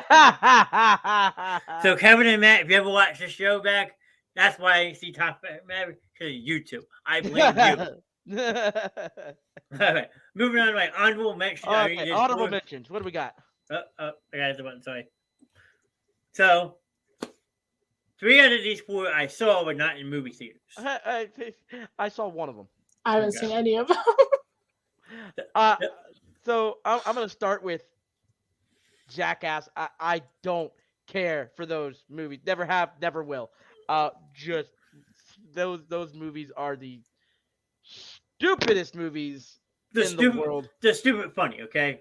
And then No, like to me, it's not even funny. It's just stupid. I know some people and a lot of people find it funny, but to me, it was just they are just stupid.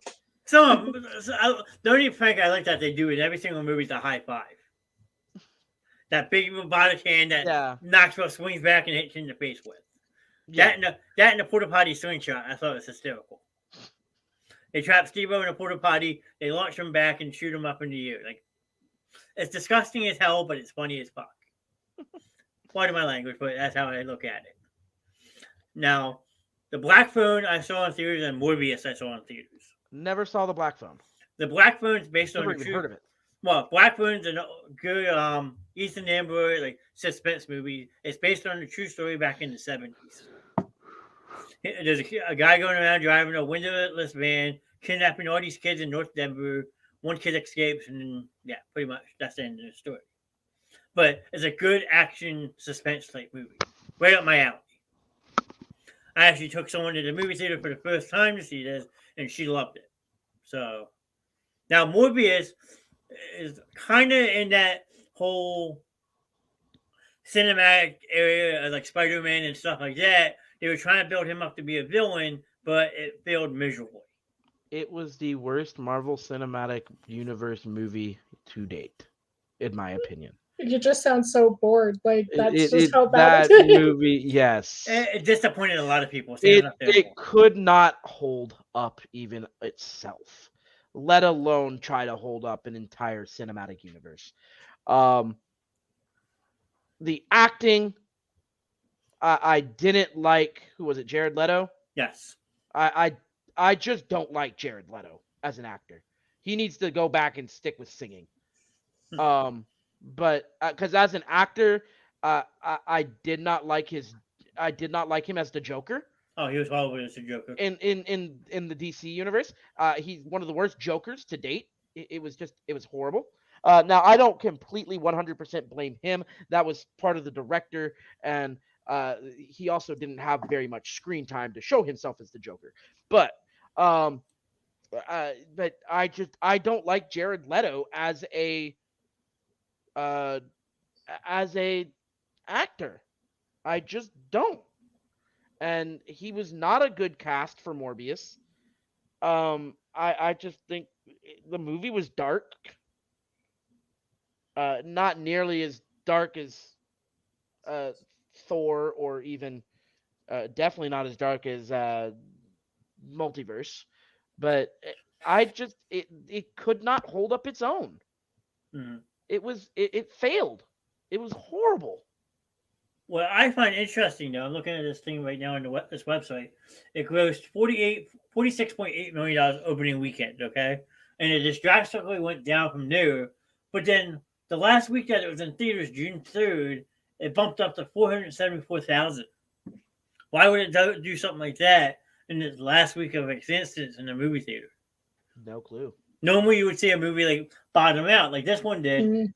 It went from 216 down to 44,000 in a week, but then it jumped back up to 474. That's just weird.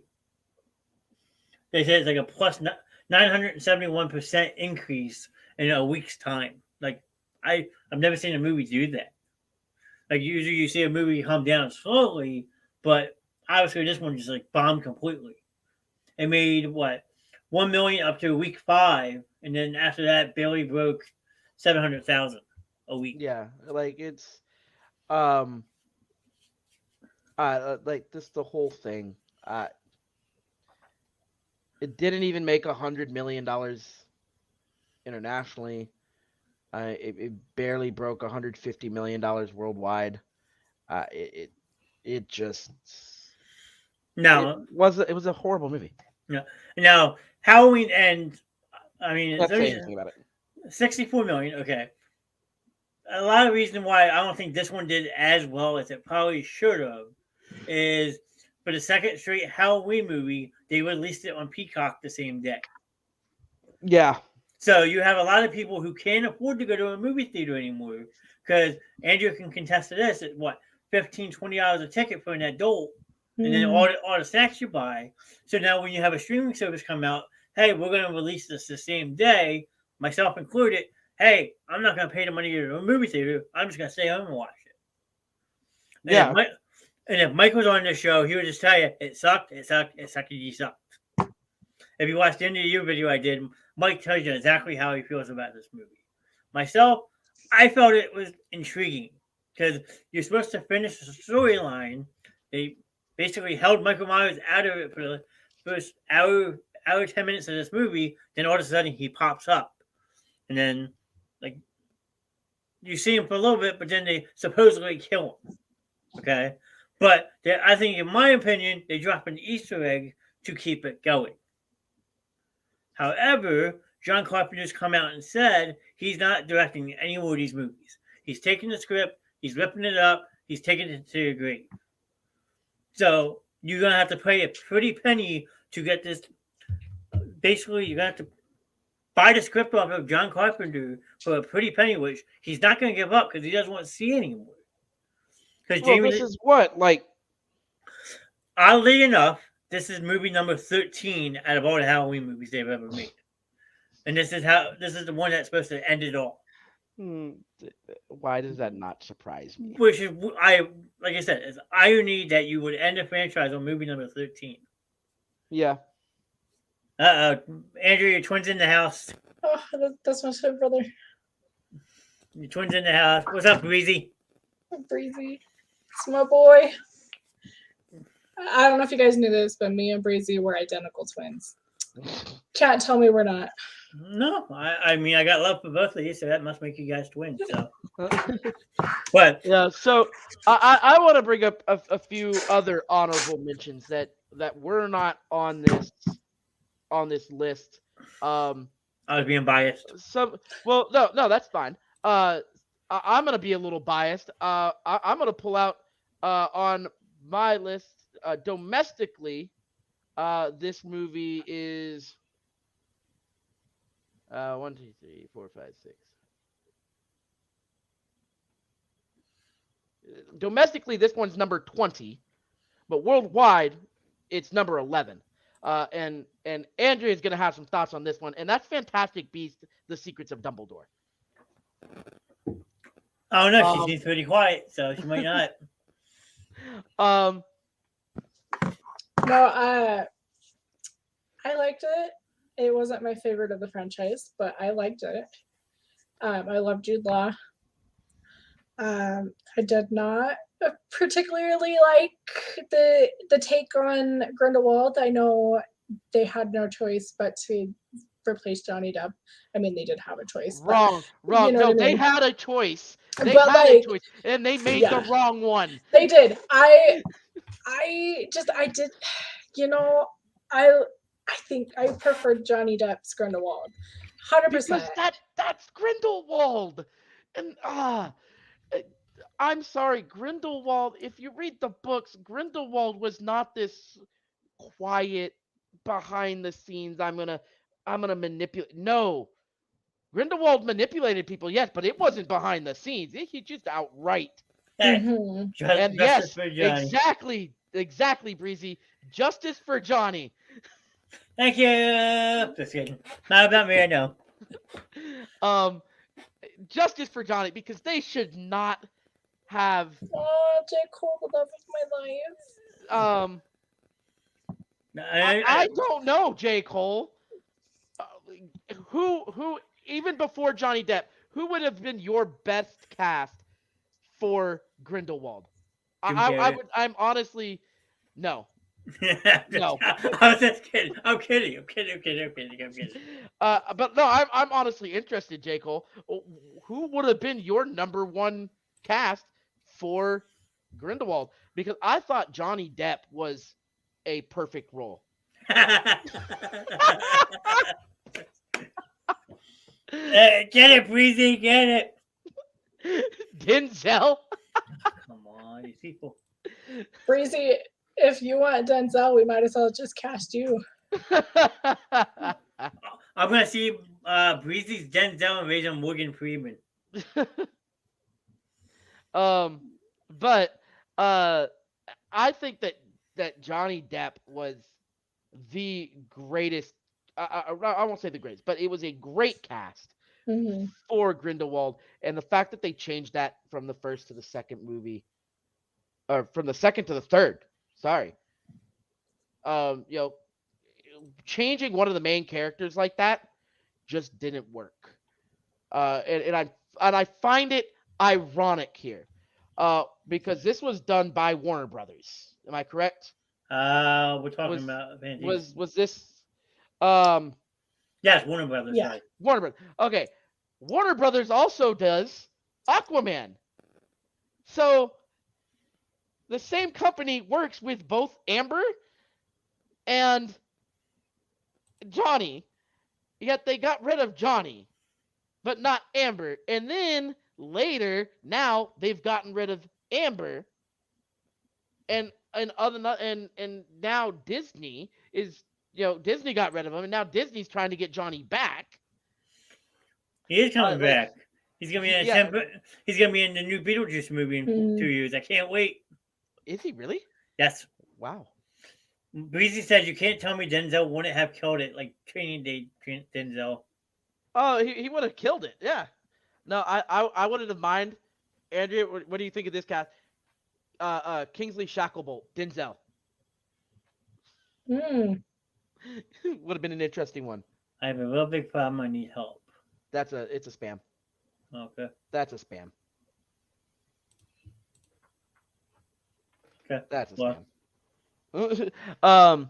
But I thought that this movie did not do as well, and part of the reason was Because of Johnny. Mhm. Because they removed Johnny over allegations that even at the time were proven false. And I think that a lot of people, they wanted, like Breezy said, justice for Johnny. Mhm. And their way was they were going to boycott it. I also think that this also took a hit last year because of J.K. Rowling herself. Mad portrayed it better, in my opinion. No, just I was pulled up. I wonder, J. Cole, going off of that, if he would have played Grindelwald in the first film, like the first two, if I would have liked him more. And maybe that's like a big reason why I didn't like him, because I was so used to like this is how Johnny Depp portrayed him. And then you get Mads, and to me, I felt a little bored with the character. But like I said, it could just be because I'm more familiar with Johnny Depp's I would Grindelwald. agree. Now, Mads Mikkelsen,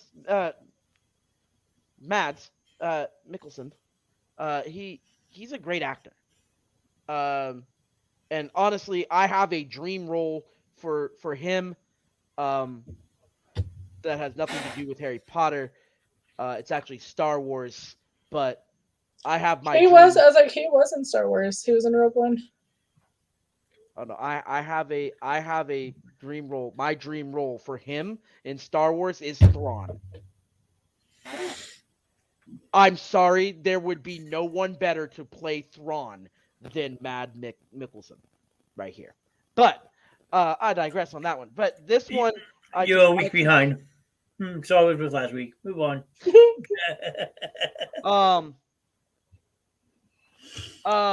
But I agree about that last part, J. Cole. Him joining in on the third movie after the character has already been sort of set in portrayed, and then it changing that portrayal, it did him no justice.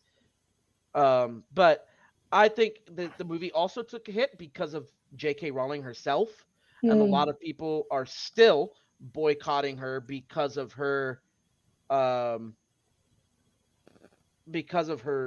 personal beliefs. Which we won't get into here because we won't get into politics. But because of her, not allowed. No, I know. But I'm saying because of her beliefs, people are trying to boycott her and cancel her, and say everything Harry Potter is bad and evil because it comes from her. And so people were like, "Oh, we're not going to go see the movie." So there was a boycott for that. There was the boycott for Johnny. I think if you add Johnny back in this, it goes from being number 20 domestically to in the top 15, Hmm. in my opinion. Now, Amber Heard has her movie coming out, Aquaman 2, the end Nope. of this year. Nope, Amber Which Heard is- is not in that movie. Oh, so they. I heard they fired her, but then they decided to keep her in the movie. Nope. Was that not true?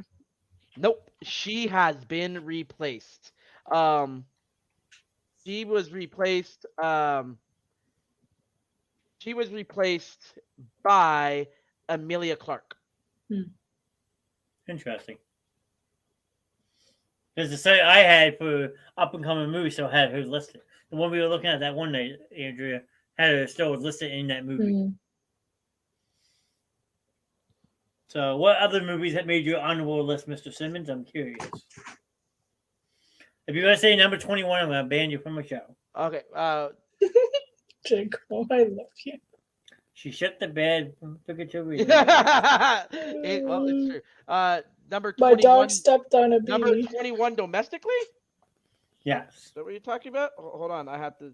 I'm not sure. Andrew knows. Hey! I like this movie. Well, I will allow you to like it, but not him. Eh. DC No, Super number Pets. 8. Number 18. Number 18. Oh my! How did that not make top 15? We watched What? this for the first time. What? Bullet Train. Bullet Train? How I want to did know. that? How did that because not make top? Because it was actually so good. it was so good, bloody.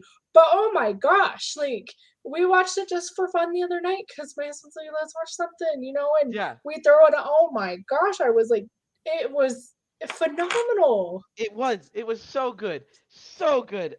It was funny. There was action. There was drama. There was everything, and it was so good. It was fast paced. Oh, you need to watch it, J. Cole. I think J. you'll Cole, really it is love it. worth watching. It is on Netflix. Yes, Netflix. It's on Netflix right now already. So, it is so good. So good. Any relation to Money Train? What? I said, any relation to Money Train from back in the day? No, you guys don't know what that movie is? Okay.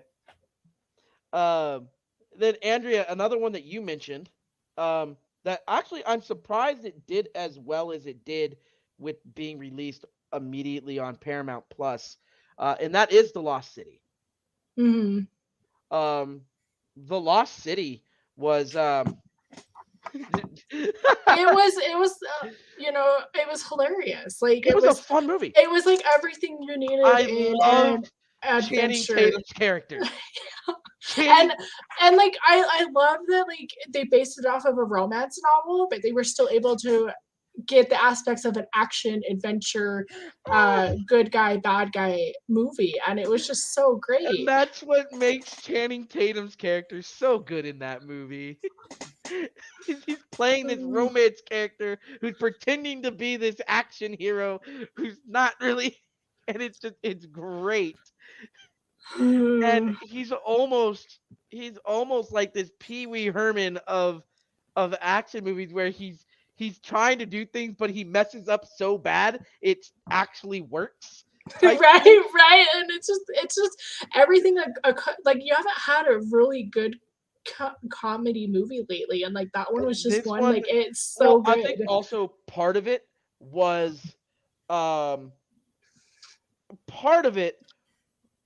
it was original.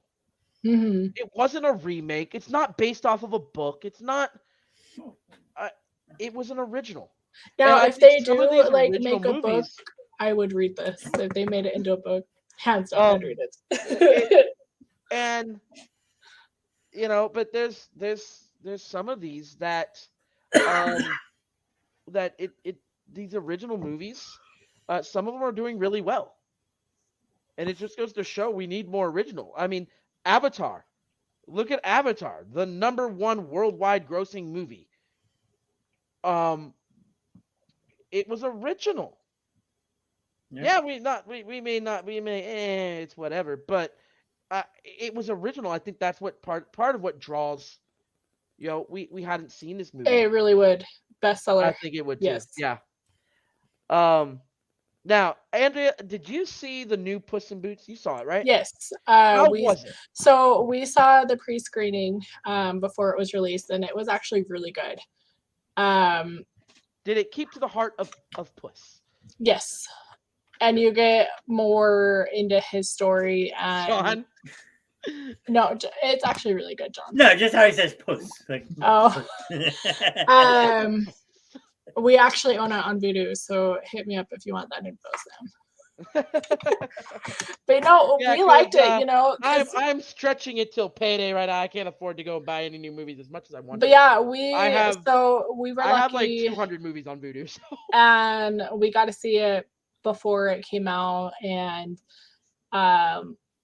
Antonio Banderas on the screen, like just I don't know if they do it now, but he had like a special message for everybody who went to the pre-screening, and you know, like the kids loved it. Like I don't think they ever really watched Puss in Boots, but they liked Shrek, so they were really excited when we told them that it's in the same timeline as Shrek. And yeah, same universe as Shrek. yeah, I would have to say that this one was more enjoyable than the first one. There was a lot more going on. You learn more about Puss in Boots. You kind of get to know like his backstory a bit more. well, It was fun. What's interesting about it too, it came out December 21st of 2022 and still made $61.2 million domestically. Now, say that movie comes out in November, is it higher on this list than where it winded up?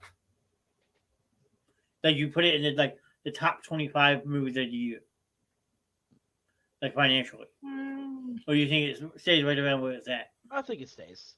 Yeah, It might move up one or two, but I don't think it. I don't think it jumps a whole lot. But because then 200 that you have a movie called Violet Night. I wanted to see this also. Which one? It's called Violet Night, the horror Santa movie. But they list it as a comedy, so I mean, I heard mixed Well, things about it. Krampus was a comedy, so I don't see why this one wouldn't be. Again, that came out in December and it made $47.5 million. So I just wonder if some of these movies were released earlier in the year if they do better financially instead of some of the other ones that have been out for half the year. So I'm just curious. So here's another one that it's number 31. It's another Channing Tatum movie, but this one I saw this one in theaters. Dog. I wanted to actually see this one, but then I don't know why. Like I lost interest from it, but like I was looking. Like I remember hearing about it, and I'm like, oh, I really want to see that. And then lately, I'm like, eh. It is good.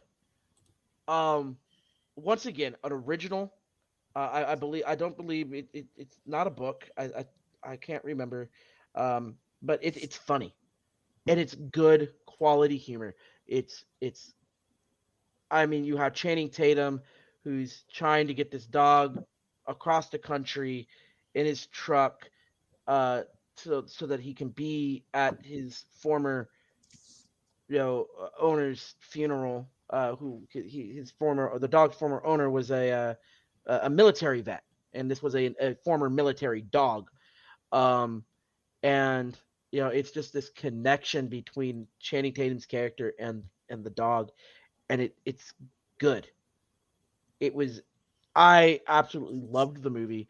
It was fun to watch, but you still had those moments of good emotion. And Channing Tatum did a great job in this movie. Now, I have a weird one. If you guys scroll down to number 80, the Matrix Resurrections. This is supposed to be the fourth Matrix movie. Is it really that far down? It only made $9.5 million last year, yes. But like, was the movie that bad, or I don't know. I didn't see it. Andrew, did you? Yeah. Of course, I seen it. Come on. Well, is it comparable to the first three? No. So it's a whole different storyline, but same cast, pretty much, right? Yeah. I didn't like it. I don't know. I think Joe said he liked it, but the original trilogy was so much better. But just like I'm just looking at some of these movies that like hung around in 2022 that came out in 2021, like Ghostbusters Afterlife, 129 million total, but only 7 million last year. And there are reports of a sequel coming at the end of this year. So I'm just curious to see how that one progresses as the year goes on, stuff like that. Like, there's plenty of movies on this list. We could talk days on and days about these movies. I find it funny that there's a Netflix movie in the top, 60. The Glass Onion. Yes. We watched Now, that. Don't Oh my get me wrong. gosh. Oh, that so was freaking good. it is good. The Knives Out movie. If you've seen the original Knives Out movie, with Dennis, Daniel Craig. Hmm. He's in the first one too. They are fantastic, and the first one is this one is just as good as the first one. I'm gonna have to look into that because we just randomly found this on Netflix and Yeah, like go. we love murder mysteries, so this was like Yes. the movie to watch. It was good. I loved it, and so I think it was at like 63. I think something like that. And that's curious how 59. It wasn't the top how 60. it made this list. Like I don't Because I I don't think it they ever. did release it in theaters for a short amount of time. Mm. So for a limited release to make it into the top 60, I mean, but it was good. It was funny. I laughed. It had a couple good plot twists. Like any good murder mystery, it had you think it's him? Oh, it might be this person. Oh, it might be this Yeah, person. no, I have to admit, like I did not expect the killer to be who they were, like it was that good. Like Yeah. I mean, I think I might have like jokingly said, "Oh, it's this person" at one point, but like it just, so many plot twists, and you're like, "Wait, no, now it's got to be this person." I'm just looking down the list and like just some of these movies that it's so bad. Like the last one on the list was $212 and it came out in November. Like, it only grossed $212. That's it. Wow. And it was a movie done by Sony. Okay, I gotta go. Fiance's calling, so I gotta bounce for the night. But it was great talking movies with you guys. Thanks for joining Thanks us for tonight. letting me Like, join. no, you were very helpful with the ones that we know that we hadn't seen that you had. So it was great to have your insights, and we miss having you. I join when I can, but you guys have a great night. Later. And Mariah says bye to you guys too. Bye, Mariah. Bye, Mariah. But no, I honestly was just gonna say I think like this is a pretty good stopping point for tonight. I mean, we're 2 hours in. We got through our list, honorable mentions. I got roasted by a couple movies I added to my list. That's quite okay. I mean, I forgive Sam. He gave me a nuisance at times, but he is also very knowledgeable on the subject. So I didn't talk much tonight, as everybody knows. But these two, you have go to see a lot more movies than I do. And the sad part is, behind me, I own over 300 movies. But I like the older movies compared to some of the newer day movies. But we can talk about the old versus the new another night. And say I feel like with me, it's just because I have kids, and like they're at that age right now where like going to the movies is what they want to do for like their weekend adventure. Yeah, you're not lying about that with kids. So, but yeah, I think we can wrap it up. I just want to give the quick shout out for 7 reactions. We had Just Too Breezy drop a reaction. Kevin, Andrea, Sam, myself, J. Cole, and Curtis. And then in chat, we had J. Cole make a stunning appearance. J. Cole, I hope you come back again soon. Curtis, as always, thank you. Just Too Breezy, thank you as always. Curtis, thanks for your insight. Tyler stopped by for a minute. We had a lot of spam tonight on YouTube. I apologize, but they don't see that, only we do. Kevin Peak stopped by for a brief minute. My friend Joe Morkey. Yeah, your friend Ashley popped in. It was a fun night. I mean, definitely have a couple movies I need to look into now. Yeah, my not Gary Wagner, who usually pops in here. His friend Gary, who added me, popped in here. Gary Bittman is a friend of my friend Gary's. Does that make sense? Okay. So, yeah, I mean, thanks for everyone who popped in. Our next show will be Monday night for Sports Gladiators. Hopefully, Mike is feeling better. I know it'll be Ron's last show for a week because he's going on vacation after Monday. But Till then, I hope everyone has a good night, good weekend, and I shouldn't say this, but I'm going to say it on stream. Go Birds. Andrea, anything else you would like to add? Just thanks for tuning in. I love talking movies, and I can't wait to do it again next Friday. Yeah, we will have something more what intriguing for next Friday. We'll come up with something really good, I'm sure. Andrea's good at doing that stuff. She keeps me on my toes. She'll send me a list after the show. Hey, we're doing this next week. Yeah, probably. I'll think of something. All right, but have a good night. Good night, everybody. Thanks for coming.